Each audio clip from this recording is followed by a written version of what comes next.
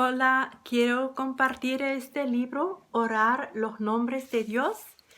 Acá ese nombre que es Dios Altísimo, el Elión.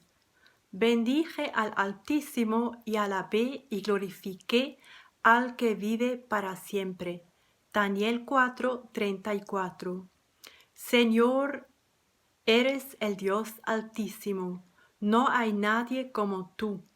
Nadie es más exaltado, nadie es más poderoso, nadie sabe más que tú. Tú eres quien dispone y quien termina. Tú eres quien comienza y quien concluye. Eres omnipresente, omnisciente y omnipotente. Grandes palabras con grandes significados. Y aún así no pueden contener ni abarcar todo lo que tú eres.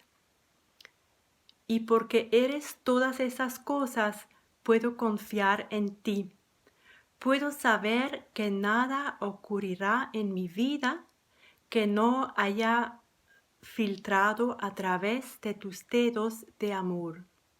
Puedo descansar en la realidad de que tú eres capaz, de que todas las cosas ayudan a bien.